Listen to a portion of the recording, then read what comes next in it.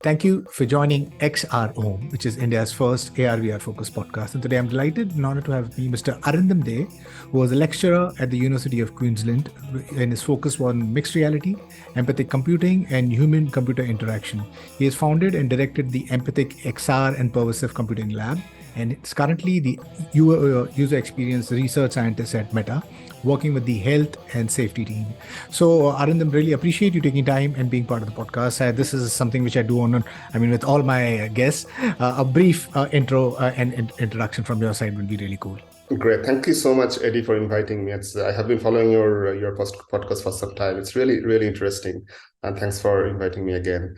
So about me, I have been studying computer science since about 2000. I started my education here in Kolkata and then moved to Australia for my Ph.D. when I was first got introduced to augmented reality. So my PhD was mainly focusing on handheld augmented reality. If you take your phone out in open space, then how can you use it, and how can you show buildings which are occluded? So all this type of thing, mostly focusing on perception and general human interaction things. Then it's about 2009. Since then, I've been working on different aspects of AR, VR in my various postdocs that I have done, mostly in Australia and some part in the US. Then I started my postdoc with Mark Billinghurst at the University of South Australia, when I got introduced to empathic computing, which basically changed the way I do my research and I think about XR in general. And it was, and since then I'm focusing on that and my lab at UQ, which I joined in 2008 as a lecturer, and now I'm there as honorary position. I have my research group there. They are also working on empathic computing and how we can use human emotion, cognition to understand the state of the user and use that into XR applications. So that's what I've been doing. And now I'm at Meta, where, like you said, I work with the health and safety team as a research scientist. As someone who's been, at the forefront of the research of AR, VR, or MR, you mentioned AR specifically with mobile AR. What do you think are the challenges and the opportunities that you have faced, from your side? So maybe talk about the challenges and also talk about the opportunities. When I started my PhD, and the main challenge that we had at that time is the engineering problems of how to enable AR, VR in a way that people can actually use it. I remember when I started my journey as a PhD student, I had a big head-mounted display that is tethered with a cable, and that you need really to have to hold it. So it's really big, from a company in Japan. And then we have moved into all these wireless head-mounted displays that actually really is making things go forward to the consumer market. So that's one of the challenges that we had in terms of displays, and then also all the services and softwares that actually will power up this entire ecosystem of AR, VR that was lacking. So mainly it was engineering problem. But now we have come to a point where those engineering problems are mostly solved. Yes, of course, you can make things better, but they're at a stage when people can actually use it reliably, safely. But now the challenge is why we will use it, what we will use it for, right? So what is the purpose that it is going to solve? I guess the challenge now for the entire industry is not the technology, but the use case, right? And there's an entire, all the researchers, we are working on healthcare domain, we are working in construction, education, entertainment, and an areas that people are focusing on, but we haven't really figured out where using XR in general makes sense. And when I say XR, then you also have within that mixed reality technologies. We have augmented reality, we have virtual reality. All of those will have their own use cases, but we as an industry and as an academic body, we need to really find that killer opportunity in terms of use case. We will get there, but that's the challenge now. And then the opportunity is this entire technology is at a very early stage. If you look at from the consumer point of view, it is just going into the market. So there is a big opportunity there for this technology to be used and change people's lives, because people are just using it now mostly for gaming, that people are really using it for. There are many other companies who are focusing on different other use cases like productivity, and then some companies working it to create funny videos, and all of those things are really getting that into the mass market, where people are really knowing, oh, this is AR, this is VR, that's what I'm going to do. And so that is there, but there is a big opportunity to change their lives in a much better way using this technology. So I guess that's what I'm looking for. The transition from us from that, I think you need something as compelling is not just when we were using these landline phones, and I still remember the first mobile phones happened, and it was like a couple of lakhs at least over here in India, very expensive, and only the rich people could have it. And everybody thought, why would anybody move on to a mobile? And I think what happened was the game change was Apple, the creating the applications. It was not just the calling and messaging, the applications around it, which today we cannot do without, right from your GPS to your buying things and, doing business. So I guess we need that compelling application to come, and the price points to go down really, so that it becomes affordable, not just for enterprise, but also for consumers. Because yes, we're seeing a couple of really good use cases for enterprise and the gaming space, but to go down to the consumers, I think either it's got to go like really, really low, or maybe I think a game changer needs to happen where it becomes completely free, and the business model is largely on the data, and that's, I think, should be the future roadmap of these head wearable devices, where the headset itself is free, but via data you monetize. But I mean, if this is like the far out future, if we go into something, a future like that, what could be the downside? Because through the course of conversation you are mentioning, because through this interface that we are changing, from a mobiles to a head wearable device, we'll be able to understand human emotion. We'll be able to understand where the human is looking. We'll also possibly be able to understand human cognition itself through possibly, leveraging BCI sort of and things like that. What are the pros and cons of a world like this, where we have a device which is so pervasive and is everywhere? What could be the opportunity as well as the downsides? Yes, that's a very, very good hypothetical situation. I'm sure we'll go there at some point. And when we get there, I believe one of the big challenge will be to make sure how we protect the privacy of users, and how do we make sure that if you have those contact lenses, and how do we know that a person is wearing an AR contact lens or really just normal contact lens, right? If you have glasses on, how do we know that this glass is actually a normal glass, but not an AR glass that can record you?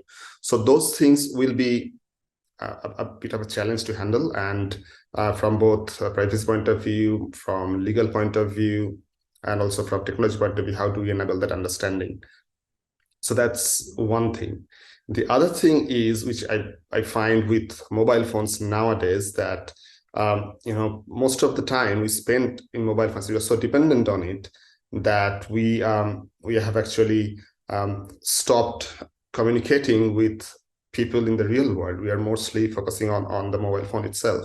So I believe there needs to be a balance where you use these technologies for a particular reason, and then for other reasons you use something else, or you just communicate in person with people. So those things are there. But then from the opportunity point of view, that can actually revolutionize the way people interact and the way they find their ways, the way they know about another person, so the way they search for information, the way they consume information, and do business online, all of these things will be changed. And that's a big push there that I believe as an industry, both academics and industrial body, we're all working together to find out how these technologies can be used to revolutionize the way people live now and communicate with each other. So there is a big opportunity there, but while we do that, we need to be careful about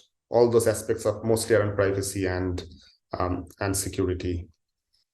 And there are also opportunities for looking into the safety of those users, right? Because that's another thing when you have everybody wearing a kind of display and they're getting information. So we need to understand how their day-to-day activities are affected by that, and could there be any safety issues there. And again, this is another area of work that many companies are doing, many many universities are working on. So I'm pretty sure we will get to that point where it is safe, secure, private, and change the way people really interact with the world, with the information that they have. So I'm quite looking forward to that. Right. So you mentioned that, today how we have become over dependent on digital technology, especially mobiles, nobody cannot do without. And you said that, hopefully, your wish is that, in the future, maybe they'll use it in a way where they're not so over dependent onto these technologies. But I guess we living in a world where humanity is on a constant race, either on understanding more knowledge, because the knowledge, the information gives you opportunity to create more businesses, connect with people and stuff like that. So we are in a constant rush or race to consume more content. So I don't really think or don't know of a scenario, of any scenario where the world is become cognizant of over dependence on any technology, because I guess we are constantly trying to acquire the best. And I think even the nations are constantly trying to get a technology which gives them an undue advantage over the other. So I don't really know if we can find that little balance, but I hope that humans, we understand that tech as a tool should be leveraged for personal growth as well as a societal growth, because so far I think Web 2.0 has been extremely hierarchical, and the business has been profit at any cost, where we have manipulated and hoarded others' data. But here is the opportunity of Web 3.0 and Metaverse, which can completely, change that language, go towards decentralization, interoperable, open. So maybe talk to us about that safety and health issue. How do we create these AR, VR, MR glasses which can be safe, can be reliable, and could be good for the users? Well, that really is a big area.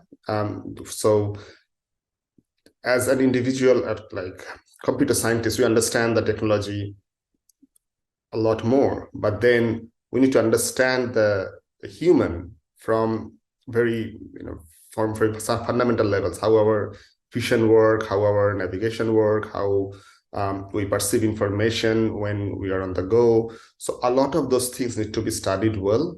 We need to work with those experts to tell us that where they think something can have a higher risk in terms of health and safety versus where it is easier or it is okay for people to use it.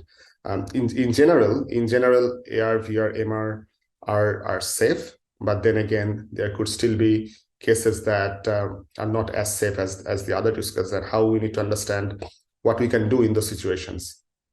Right. One of the things that my PhD students are working on at UQ is to understand their cognitive load and emotional state in real time, using various machine learning technologies and measuring their heart rate, galvanic skin response, their EEG signals and everything, trying to make a sense of that. And then if we see that someone's cognitive load is going high, or someone is getting a bit agitated or depressed or angry in a particular situation, we can then use that understanding to adapt the interface in a way that they feel calm, they feel in a like optimal state of activity. So that's what we are researching on at the University of Queensland with my PhD students. So, and there are many other people who are working on adaptive technologies and many other ways how we can make people interact with them safely. The other side around health and safety that we also need to consider, most of the time we say that people use VR, MR mostly with the controllers. So we assume people have their hands and they can interact with it, but it may not always be the case. All right, so we need to think how we can include people who have accessibility needs, how we can make this technology more accessible, right? And when we do that, we also need to understand, because people with special needs have different needs for safety and health. So that's another area that we need to focus on. So yeah, this is a great and very important area to work on, and I'm quite hopeful that we will basically make these technologies safer for the users. Now, obviously, the big topic is the metaverse, and everybody seems to be talking about it. But there's no consensus whatsoever. But I think it's fair enough because it's in such an early stage. If you had to describe what the metaverse is, what you would say, and when and what would it require to build, the metaverse that we all talk about: persistent, immersive, interoperable, decentralized. How do we get there? Yeah, that's a very interesting area. Actually, we are working on these days. Metaverse has become suddenly, over the last few years, people are really talking about metaverse, and many people have different opinion about it. For me personally, I see metaverse is a virtual world. It's not just VR. It can be a mixed reality. It can be augmented reality, virtual reality, everything, where you can actually do anything that you can do now in real world. You'll be able to do that in that virtual world. So including you can do business there, you can interact with people there, you can do your daily work there. So anything that you can think of in your real world now, you'll be able to do that in metaverse. But now what we are at a very basic stage to build those technologies. So we have those individual components. It's now more of a challenge how to put them together. Right, and many people or many companies have their own individual metaverse that they talk about, but that interoperability that you have talked about, that's quite important. So I am an individual. I may not want to be a part of all of those each individual metaverses, but if I can easily move between them, that will be a big thing, because some of them may offer something unique that others don't provide, so I may want to access those. So those areas are quite interesting. How do we make that happen? How we can have sort of a consistent way of operation in there, right? A sort of a standard of metaverse that all companies or practitioners, like even academics, use, right? If you want to do business there, what kind of currency you are going to use? There are many things that need to be addressed and understood before we actually get there.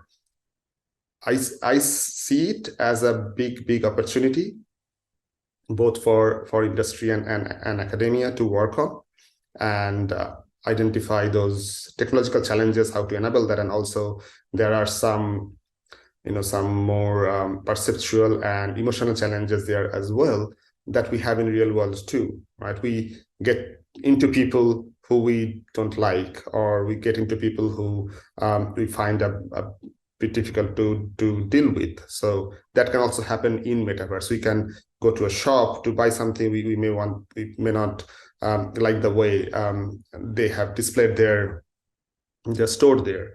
So how do we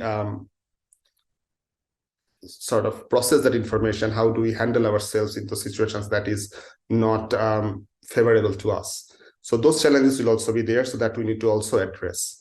Right. So yeah, it's a big area, and I'm quite excited that we are going there. But at the same time, I am cautious that if we really try to do too much at once, we may actually affect ourselves in a bad way as a group, as an industry, as academics. So we probably need to be a bit more careful about all those smaller aspects that can go wrong there, and need to have a plan how to address those. Otherwise, it will become a hype, and then the bubble will burst. So we need to be careful on that aspect as well. Right. I mean, that's so profound, and I hope all the listeners, who are listening need to, take that and hold it, that this technology is completely disruptive. It can completely upend the way we do education, healthcare, entertainment, work, and anything and everything, because what we're doing is building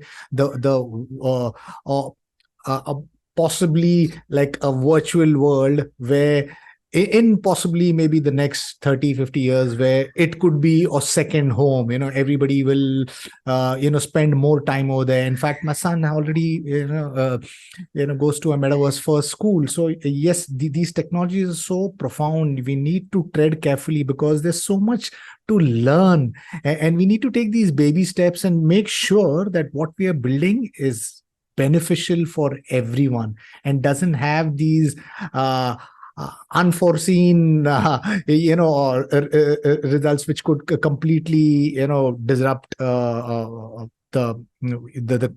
consumers or the users. Can you explain what empathic computing is, and how do you see human computer interaction changing and impacting businesses and consumers? Right. Yeah, sure. That's basically an area that we have been working on for some years now. So empathy in general is like putting yourselves into others' shoes, so you understand how the other person is feeling. That's empathy in general, in the way we understand it. In terms of this empathy computing, we are trying to do the same thing. We're trying to understand the user, the collaborator, using various kinds of sensors, neurophysiological sensors, and then try to understand their emotional state, their cognitive state, and use that understanding into the computer interface to either communicate that feeling, that emotional state, that cognitive state to the collaborators, or adapt the interface in a way that can make people use that interface more effectively, more positively. So that's overall the premise of empathy computing, where we can understand the user, collaborators, and everybody who are using the interface, and then use that understanding to do something positive into that interface. So now, if you want to talk about where we see it can be used, so that's basically many ways we can use it. If you imagine when you're So I was thinking one day I was in our campus at University of Queensland. That's a beautiful campus. And I was hoping if my parents, who were in India at that time, they could see and feel the joy I have when I saw those, those jacaranda bloom and everything. But they were not there, right? Or they couldn't really understand. Even if they were, they wouldn't know how I was feeling. So to communicate that feeling with them in that situation is something that we cannot do. But imagine if you have empathy computing, where that understanding, your emotional state, your joy, can be communicated to the other person. That will be very, very profound. So they would know how you are feeling. Similarly, if you think of in a classroom setup, right? Most of our teaching are like one size fits all. So we have a big class, we do some kind of teaching, and we're done with it. But if we knew that how a particular student is feeling, there are students who need more support, or there are other students who doesn't need support and finding this lecture to be very boring. So how do we know that? In current situation, we don't do anything much about it. in generally speaking.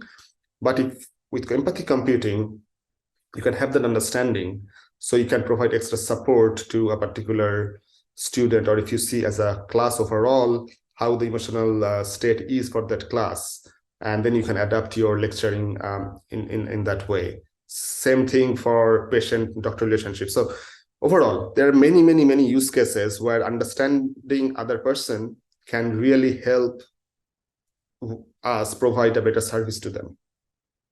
And that's the opportunity there. Right. Arindam, can you elaborate a little bit more and possibly simplify it? You say, okay, understanding, human emotion, cognition.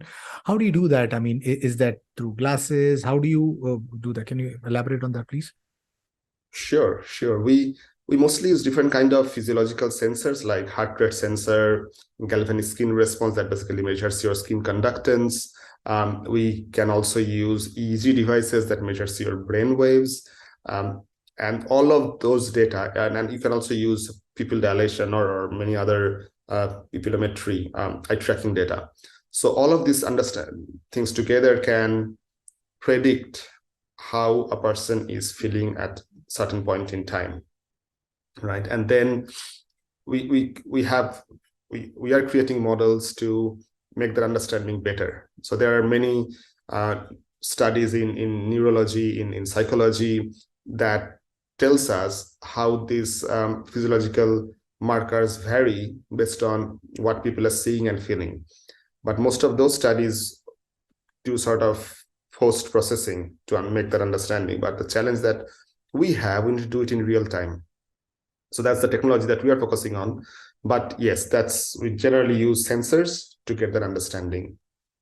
Right. When do you see these consumer-facing devices become a reality? And once we have these kind of devices, which does all these readings, human reading, what would give me an example of a specific industry? What would the education or healthcare look like? Maybe paint a picture so that, the listeners, at least in the education and healthcare, can be ready and think about, in that lines. Yes, in general, I feel that personalization is going to be a big thing. So artificial intelligence and understanding people's state and doing something about it is going to be the next big thing. Now, most of our devices are, like I said, one size fits all. It doesn't really take into account how you use it or how you're feeling when you're using it. So that understanding can actually help providers to cater a particular interface to the real-time need of the user. If we talk about healthcare, right, we can think of if when people are consulting, right, I normally see doctors are giving me a lot of jargons and I don't really understand what they're talking about. I say, okay, what is wrong with me? Fix me. So that's the thing. But they keep on saying that various medical terms, but I don't understand them. But if the doctor knew that how I'm feeling, I mean, they of course know that when you are at a doctor's place, you're of course not in the best, the best emotional state.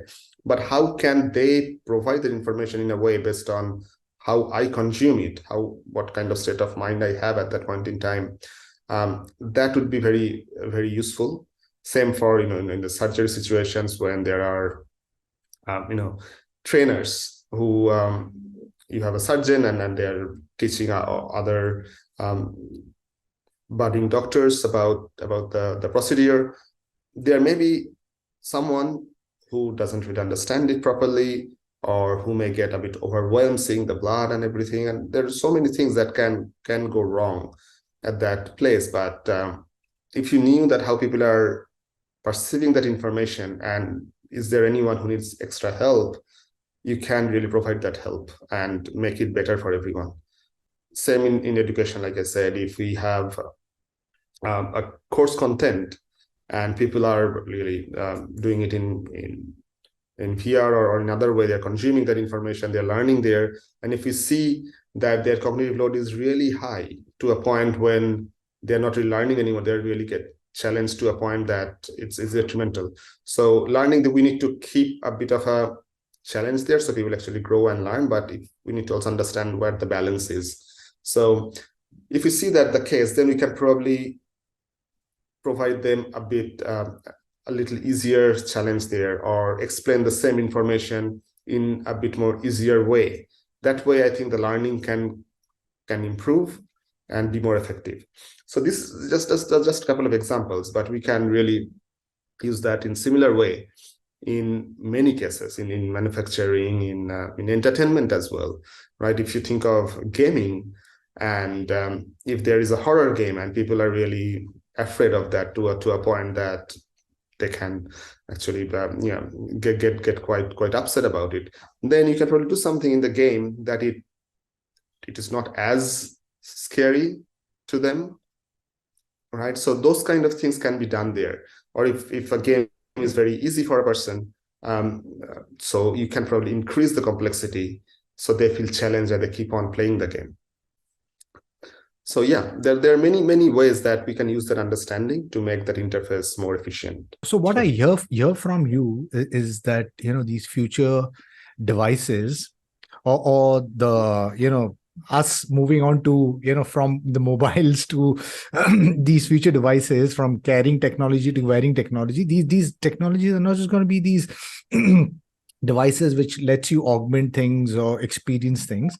It's also going to have like these EEG devices which kind of reads or cognitive data, possibly eye tracking, which and face tracking, which kind of understands where we are looking at, or facial expression, so on and so forth. And through these learnings, the algorithm behind the AI will kind of understand us better, understand our human cognition, human emotion, which will help us create the future of healthcare. Possibly, maybe the health data will be of a human will be much better, because we'll then go reactive to proactive to a world which is more precision medicine, where it'll be more precision.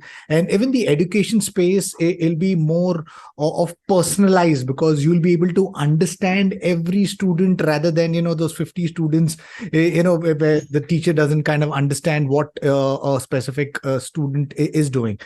Now, tell me the role of these technologies in it. Maybe also talk about specifically the role of AI, because today, I think, with Chat GPT-3 and these prompts-based, image text to image generation, I think the entire world is being completely upended, especially the creators.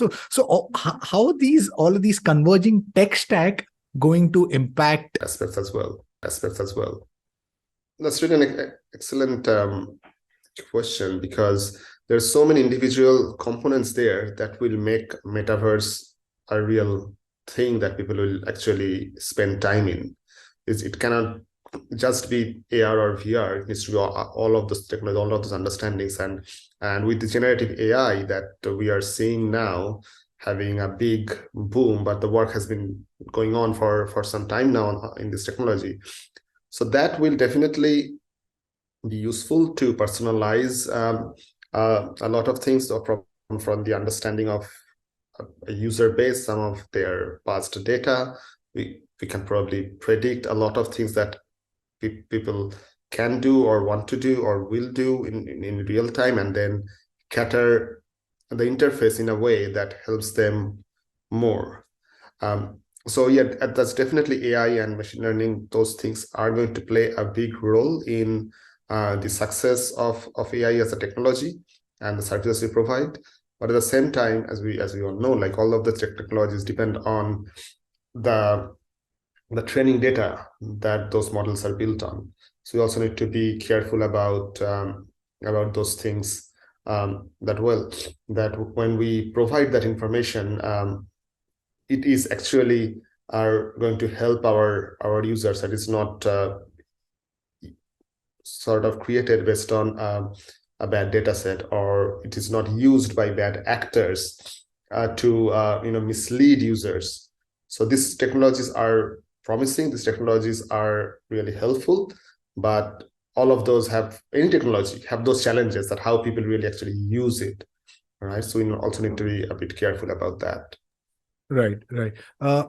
Any advice to students or entrepreneurs? For students, I can talk about that, because I spent some time in academia and have a few students.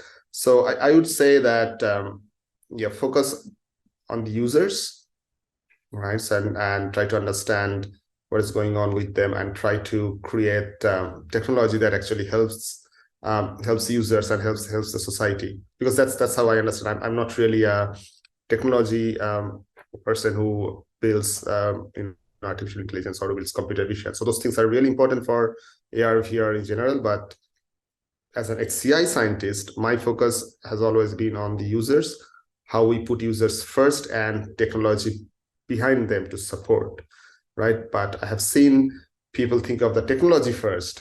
Okay, here is the solution. Now let's go find the problem. That oftentimes doesn't really help. It may get you a PhD, but it may not be very helpful for the society. But if you start with the user first, understand what problems you're trying to solve for them, for the society, and then think where XR can help or how you can leverage various other technologies together with you, XR, to push that, to solve that problem, is what going to really be helpful for you as a student to go forward, and also for the society to have profound impact from your research. So that will be my suggestion to them. Yeah. My last question is, the same question which I kind of ask everyone, so somebody who's been invested in the space for the longest time, from the academy to right now, in one of the largest company, what would you have to, say if you had to like paint a picture of the next 10 years, what would Metaverse look like and how it will help the common people, the users, the businesses, the enterprise, the government? Yeah, absolutely. Okay, I'm very optimistic about Metaverse being used by so many people and changing their lives. So you can think of how we consume information today. That is totally going to change when we actually go into Metaverse and start using it in a way that where you can communicate with people and you sort of have them virtually there in front of you, right? And it can also support your users who are there with you, who are far away in another country. So it can create that inclusion of people in a very effective way that you can perceive well. It can increase your experience in various ways, and also for shopping. And you can really now will be able to see that in 3D, like you can do in real stores. So the way overall we talk about information, we consume information, we make decisions will totally change when Metaverse is there. And I'm very, very optimistic that it will get to that point for sure, and people will use it and use it in a positive way. We need to be cautious about bad actors. We need to be cautious about making it safe, making it perceptually correct for users. Those things will happen, and I'm very sure that as an industry, as an academic body, we are working on it, and those problems will be solved, and Metaverse is going to be a very successful thing in the years to come.